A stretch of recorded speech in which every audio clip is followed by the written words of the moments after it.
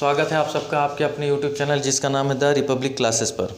दोस्तों आज हम लोग आधुनिक भारत के इतिहास के एक बहुत ही महत्वपूर्ण टॉपिक को आप लोग के समक्ष लेकर आए हैं, जिसका नाम है ब्रिटिश शासन की भू राजस्व व्यवस्था। ब्रिटिश शासन की भू राजस्व व्यवस्था के अंतर्गत हम लोग देखते हैं कि कैसे ब्रिटिश शासन व्यवस्था में भू राजस्व की कौन कौन सी पद्धतियाँ प्रारंभ थी या प्रचलित थीं। यहाँ इसको प्रारंभ करने से पहले मैं आप लोग को कुछ बात बता देना चाहता हूँ कि जैसे ब्रिटिश साम्राज्य और उससे पूर्व भारत में स्थापित जो है अन्य शासन बाहरी आक्रमणकारियों की जो शासन व्यवस्था थी उसमें कुछ बेसिक फ़र्क था। देखिए, भारत में जो ब्रिटिश साम्राज्य से पूर्व आक्रमणकारी आए थे उन्होंने भारत को या तो लूटा या फिर यहीं बसकर भारतीय हो गए, जबकि ब्रिटिशर्स जो है ये हमेशा जो है विदेशी ही बने रहे, ये कभी भारतीय नहीं बने। जो भारत को लूटने का सिलसिला इन्होंने 1757 में प्रारंभ किया था और वो सिलसिला 1947 तक चलता रहा पूरी तरीके से।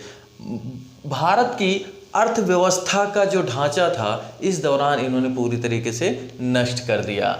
बात करते हैं हम लोग ब्रिटिश भू राजस्व व्यवस्था की, तो मुख्य रूप से प्रचलित 3 भू राजस्व व्यवस्थाएं थीं, जिसमें एक था अस्थाई बंदोबस्त की व्यवस्था, दूसरी व्यवस्था थी रैयतवाड़ी व्यवस्था और तीसरी व्यवस्था थी महालवाड़ी व्यवस्था। इसके अलावा कुछ छोटी छोटी व्यवस्थाएं भी चल रही थी कुछ क्षेत्रों में, जिनका भी उल्लेख हम लोग करेंगे।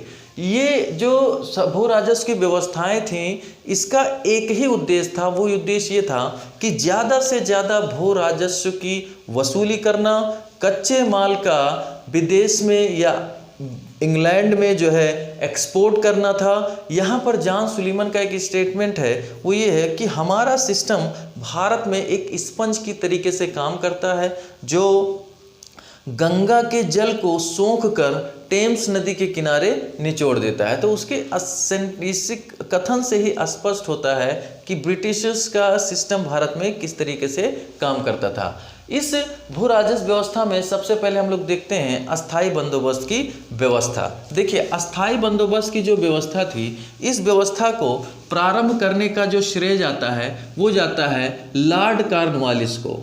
किसको? Lord Cornwallis.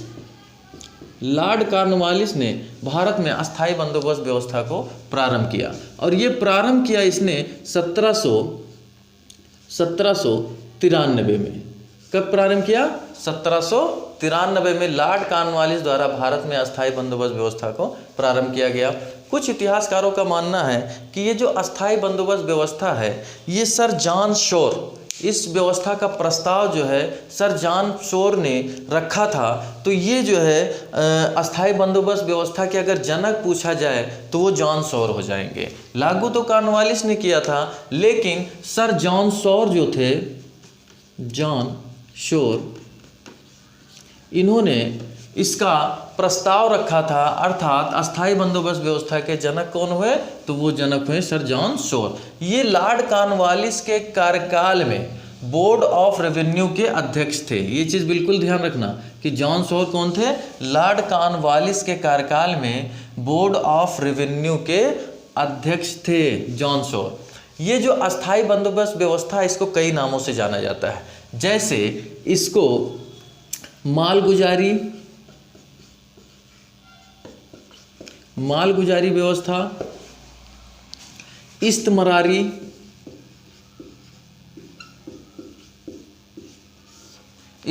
व्यवस्था, बीसवेदारी व्यवस्था, जागीरदारी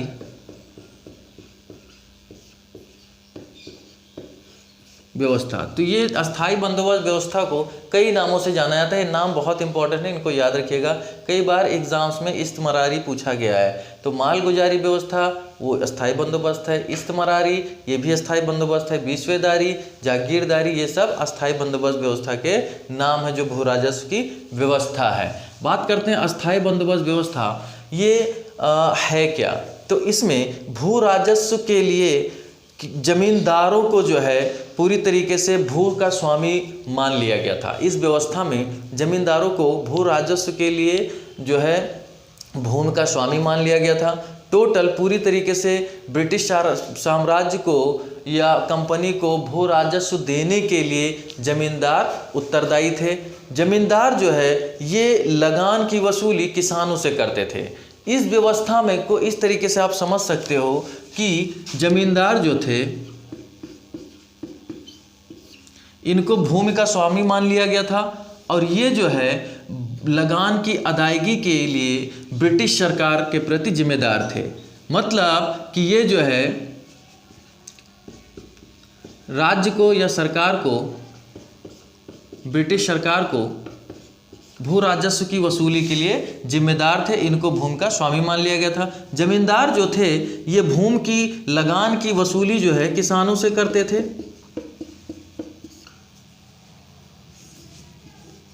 पूरी तरीके से। तो इस तरीके से जो है ये सिस्टम काम करता था। इस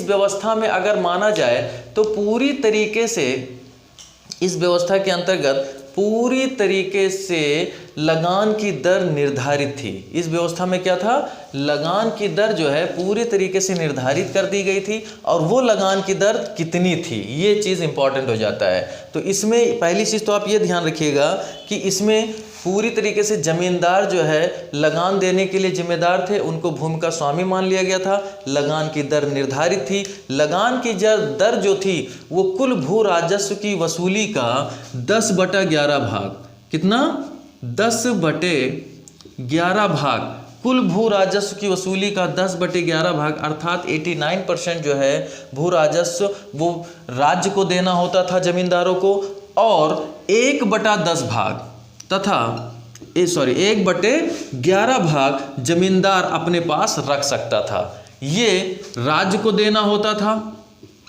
कुल भू राजस्व की वसूली का, इतना भाग राज्य को देना होता था और 1/11 भाग कुल भू राजस्व की वसूली का अर्थात 11% जो है वो जमींदार अपने पास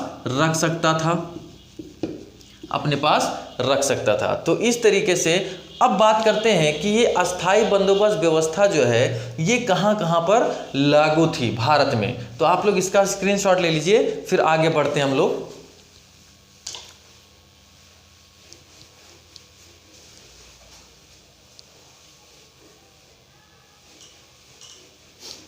ये जो व्यवस्था थी, अस्थाई बंदोबस्त व्यवस्था थी, ये बंगाल, बिहार, उड़ीसा,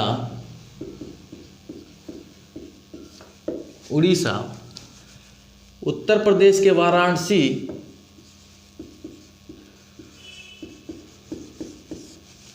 वाराणसी तथा उत्तरी कर्नाटक क्षेत्र में अस्थाई बंदोबस्त की व्यवस्था को लागू किया गया था। ये चीज़ ध्यान रखिएगा कि ये संपूर्ण ब्रिटिश भूभाग के, अगर बात करें कि संपूर्ण ब्रिटिश भूभाग के कितने % भूभाग के अंतर्गत अस्थाई बंदोबस्त की व्यवस्था लागू थी, तो संपूर्ण ब्रिटिश भूभाग के कुल 19% भूभाग पर यह व्यवस्था लागू थी। ये चीज़ बिल्कुल इंपॉर्टेंट हो जाता है आपके। 19% भूभाग पर कौन सी व्यवस्था लागू थी, वो थी अस्थाई बंदोबस्त की व्यवस्था संपूर्ण ब्रिटिश भूभाग के।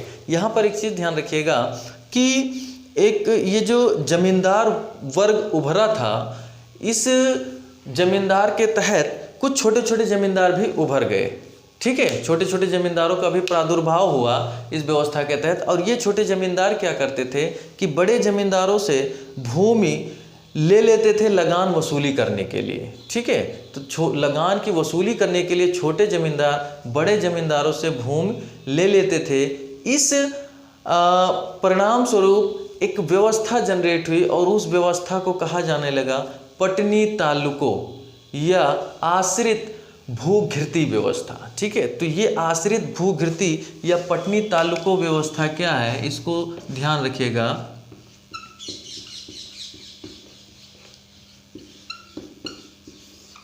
या आश्रित भूघृती, ये क्या होता था कि कुछ छोटे जमींदार भी कुछ छोटे जमींदारों का भी प्रादुर्भाव हुआ, जो बड़े जमींदारों से भूमि लगान वसूली करने के लिए ले लेते थे।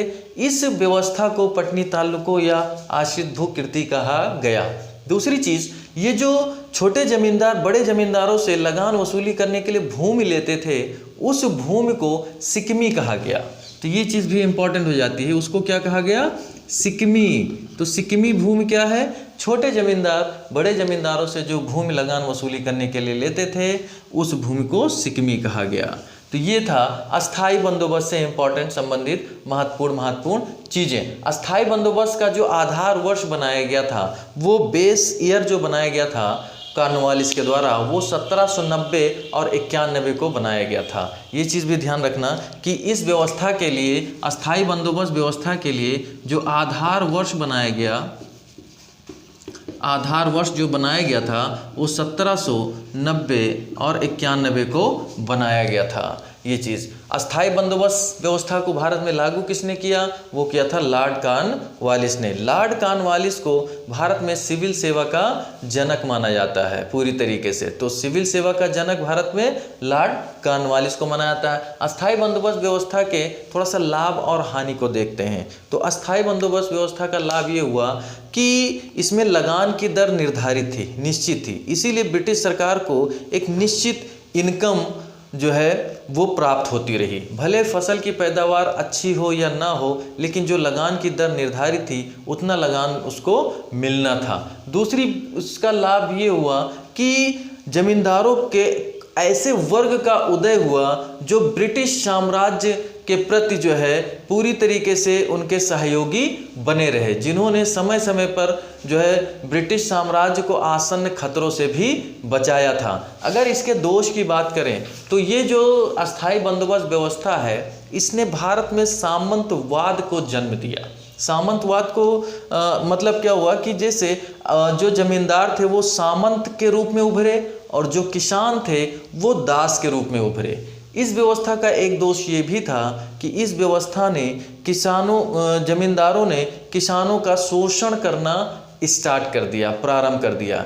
इस व्यवस्था में एक दोष और भी आप कह सकते हो कि सूर्यास्त कानून का भी था। सूर्यास्त कानून क्या था? मतलब कि पूरी तरीके से निर्धारित तिथि के सूर्यास्त तक अगर जमींदार द्वारा जो है लगान या राजस्व की वसूली नहीं की गई, ठीक है, तो सूर्यास्त के बाद सूर्यास्त तक जमींदार की जागीर को जो है पूरी तरीके से जब्त किया जा सकता था। ये सूर्यास्त कानून था। इस अस्थाई बंदोबस्त व्यवस्था के अगर समर्थक की बात करें तो आर.सी. दत्त जो इतिहासकार थे, आर.सी. दत्त, उन्होंने इसका समर्थन किया। ये इम्पॉर्टेंट हो जाता है कि निम्न में से किसने अस्थाई बंदोबस्त व्यवस्था का समर्थन किया, तो वो थे आर.सी. दत्त। आर.सी. दत्त ने इस व्यवस्था का समर्थन किया। ये थी कुछ इम्पॉर्टेंट चीज़ें अस्थाई बंदोबस्त से संबंधित। आप लोग इसका स्क्रीनशॉट ले लीजिए, फिर हम लोग दूसरी व्यवस्था की ओर देखते हैं। स्क्रीनशॉट ले लीजिए।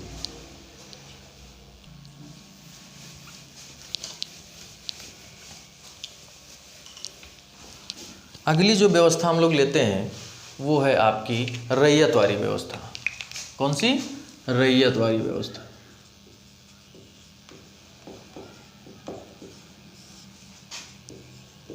ये भी भू राजस्व की एक व्यवस्था थी। देखिए, सबसे पहले तो देखते हैं कि रैयतवारी व्यवस्था भारत में किन क्षेत्रों में लागू थी और ये व्यवस्था है क्या। तो भारत में रैयतवारी जो व्यवस्था लागू थी वो लागू थी आपके मद्रास में, बम्बई में, मद्रास में लागू थी, बम्बई में लागू थी, पूर्वी बंगाल में लागू थी,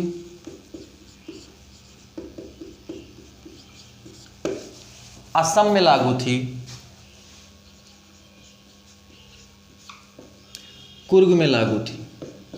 इन क्षेत्रों में ये रैयतवारी व्यवस्था पूरी तरीके से लागू थी।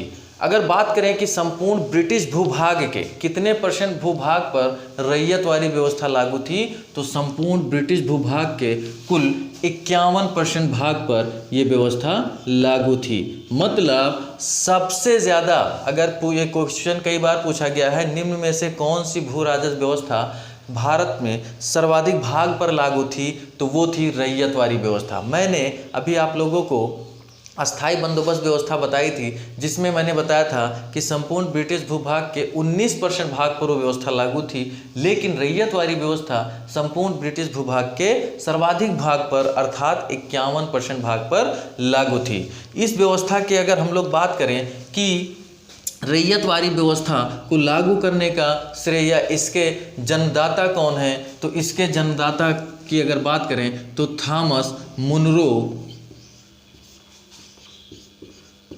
मुनरो तथा कैप्टन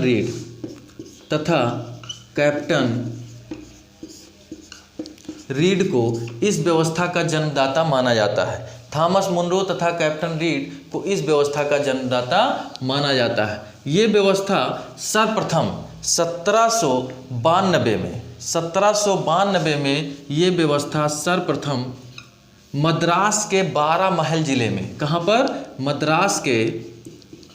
मद्रास के 12 महल में लागू की गई। मद्रास के 12 महल जिले में रैयतवाड़ी व्यवस्था सर्वप्रथम 1792 में लागू की गई, और ये लागू किया गया था वहाँ पर कैप्टन रीड के द्वारा। किसके द्वारा? कैप्टन रीड के द्वारा ये व्यवस्था वहाँ लागू की गई थी मद्रास। इसके बाद 1820 में एक चीज़ ध्यान रखिएगा कि 1820 में जब थॉमस मुनरो जो है ये मद्रास का गवर्नर बना, तो इसने पूरे मद्रास में जो है इस रैयतवारी व्यवस्था को लागू किया। आप लोग इसका स्क्रीनशॉट ले लीजिए, फिर हम लोग आगे बढ़ते हैं इसी में।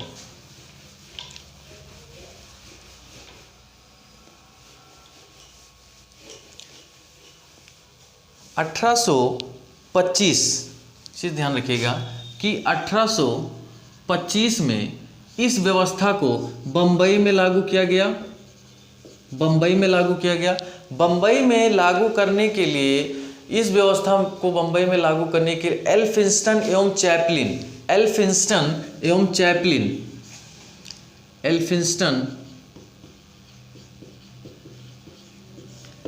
तथा चैपलिन, इनकी रिपोर्ट प्रमुख है। बम्बई में रैयतवाड़ी व्यवस्था को लागू करने के लिए एल्फिंस्टन तथा चैपलिन की रिपोर्ट्स जो थी वो बहुत ही इम्पॉर्टेंट हो जाती है बम्बई में इस व्यवस्था को लागू करने के लिए। इसके बाद हम लोग बात करते हैं कि 1835 में एक विनगेट महोदय थे, उनका नाम आप लोग याद रखिएगा, विनगेट महोदय। विनगेट महोदय ने क्या काम किया कि 1835 में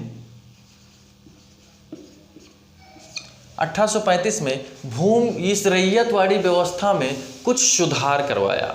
इन्होंने 1835 में रैयतवाड़ी व्यवस्था में कुछ सुधार करवाया, और ये भूमि सर्वेक्षण विभाग के अध्यक्ष थे। ये रैयतवाड़ी व्यवस्था 30 वर्षों तक चली। कितने? 30 वर्षों तक ये रैयतवाड़ी व्यवस्था चली थी। रैयतवाड़ी व्यवस्था में ब्रिटिश सरकार जो बिचौलिए थे, उन बिचौलियों के बिना सीधे किसानों से भू राजस्व जो है लेती थी। भू राजस्व व्यवस्था ब्रिटिश सरकार बिचौलियों को निकाल करके सीधे किसानों से जो है लिया जाता था। किसानों को अर्थात रैयत को भूमि का मालिक इसमें स्वीकार किया गया था पूरी तरीके से, और लगान देने के लिए यही रैयत जो है डायरेक्ट जिम्मेदार थे। इसमें लगान की जो दर थी वो अस्थायी थी। ठीक है, कुछ क्षेत्रों में लगान की दर जो है 55% भी रखी गई थी इस रैयतवाड़ी व्यवस्था में। इस रैयतवाड़ी व्यवस्था की अगर हम लोग बात करें तो इस रैयतवाड़ी व्यवस्था में लगान की दर काफ़ी ऊंची थी, और इस लगान की दर ऊंची होने के कारण किसान जो थे वो महाजनों के चंगुल में फंस गए। अर्थात अगर फसल की पैदावार नहीं हो पाती थी ठीक से, तो उनको जितना लगान की दर थी उतना देना होता था। लगान की दर बहुत ऊंची थी, इसीलिए ये किसान क्या करते थे, सेठों और महाजनों से पैसा लेते थे और लगान की भरपाई कर देते थे अगर फसल पैदावार अच्छी नहीं होती थी। कारण ये हुआ कि धीरे धीरे ये किसान महाजनों और साहूकारों के चंगुल में फंसते गए और कालांतर में किसान और महाजन या साहूकारों के मध्य जो संघर्ष प्रारंभ हुआ वो यहीं से प्रारंभ हुआ। ठीक है, तो आप लोग इसका स्क्रीनशॉट ले लीजिए, फिर हम लोग बढ़ते हैं जो है दूसरे व्यवस्था की तरफ।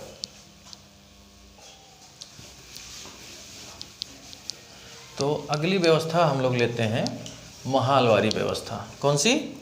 महालवारी व्यवस्था।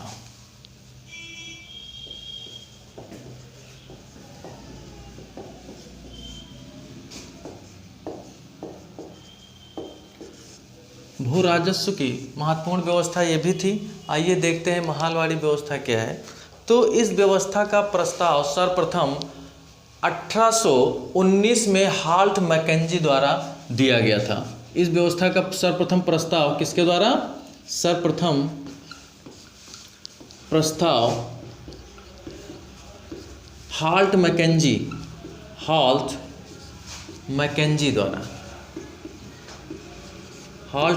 द्वारा दिया गया था 1819 में। कब दिया गया था? 1819 में। ये हाल्ट मैकेंजी कौन थे? ये बोर्ड ऑफ कमिश्नर के सचिव थे। क्या थे? सचिव थे बोर्ड ऑफ कमिश्नर के।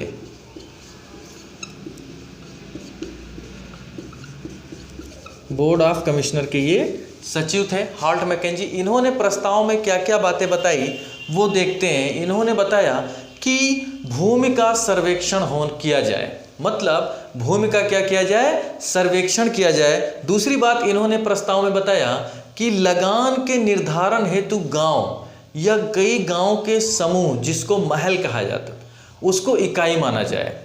ये बात इन्होंने अपने प्रस्ताव में बताई। क्या बताया? कि लगान के निर्धारण हेतु गांव को, संपूर्ण गांव को या कई गांवों के समूह, जिसको महल बताया गया, उसको जो है एक इकाई माना जाए लगान के निर्धारण हेतु। दूसरी चीज़, लगान की जो वसूली थी वो गांव के मुखिया अर्थात लंबरदार को नियुक्त किया जाए। लगान की वसूली के लिए गांव के मुखिया को नियुक्त किया जाए। इनके इसी प्रस्ताव को बाद में कानूनी शक्ल दिया गया और इसको लागू किया गया। तो ये देखते हैं कि महालवाड़ी व्यवस्था भारत में कहाँ कहाँ लागू थी। तो ये महालवाड़ी व्यवस्था उत्तर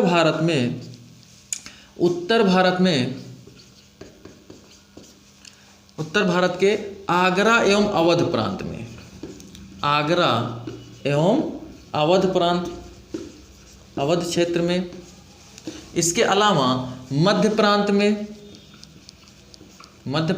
अर्थात मध्य प्रदेश वाले क्षेत्रों में, इसके अलावा पंजाब के कुछ क्षेत्रों में ये व्यवस्था लागू थी, पंजाब के कुछ क्षेत्रों में। अब फिर क्वेश्चन आता है कि ये व्यवस्था संपूर्ण ब्रिटिश भूभाग के कितने प्रतिशत भाग पर लागू थी? तो ये व्यवस्था संपूर्ण ब्रिटिश भूभाग के 30% भाग पर लागू थी। कितने परसेंट भाग पर लागू थी? 30% भाग पर लागू थी। यहाँ पर एक चीज़ ध्यान रखिएगा कि 1855 में लॉर्ड डलहौजी द्वारा एक सहारनपुर नियम के तहत जो है लगान की राशि 50% निर्धारित की गई थी। कितना? 50% निर्धारित की गई थी लॉर्ड डलहौजी द्वारा 1855 में। और कौन से नियम के तहत? सहारनपुर नियम के तहत। इस व्यवस्था में देखते हैं, इस व्यवस्था में लगान की जो निर्धारण था वो संयुक्त रूप से पूरे महल के जो कृषक भूस्वामी थे, है ना, पूरे गांव के जो कृषक भूस्वामी थे, उनके बीच संयुक्त रूप से लगान का निर्धारण किया जाता था। लेकिन लगान की जो अदायगी होती थी वो कृषक भूस्वामियों द्वारा व्यक्तिगत रूप से दिया जाता था। यहाँ आप लोगों को एक चीज़ ध्यान रखना है और वो ये रखना है कि 1833 के रेगुलेशन के द्वारा 1833 के रेगुलेशन 1833 के रेगुलेशन के द्वारा पहली बार भूमि के खेतों के लिए मैप और रजिस्टर का प्रयोग किया गया। और इस कार्य को करने के लिए जो है मार्टिन बर्ड द्वारा ये कार्य किया गया था। मतलब 1833 के रेगुलेशन के द्वारा पहली बार सर्वप्रथम भूमि के लिए मैप और रजिस्टर का प्रयोग किया गया। ये कार्य किया गया था मार्टिन बर्ड के द्वारा। और मार्टिन बर्ड जो थे, इधर लिख देते हैं, मार्टिन बर्ड के द्वारा। और इसी कारण मार्टिन बर्ड को उत्तर भारत में भू व्यवस्था का जनक माना जाता है। मार्टिन बर्ड को उत्तर भारत में भू व्यवस्था का क्या माना जाता है? जनक माना जाता है। तो ये थे ब्रिटिश शासन की भू राजस्व व्यवस्था से संबंधित महत्वपूर्ण कुछ बिंदु जो एग्जाम्स के पॉइंट ऑफ व्यू से बहुत इंपॉर्टेंट थे। इस वीडियो को आप लोग देखिएगा, अगर पसंद आए तो इसको लाइक और शेयर जरूर कीजिएगा। मिलते हैं नेक्स्ट वीडियो में नेक्स्ट टॉपिक के साथ। धन्यवाद।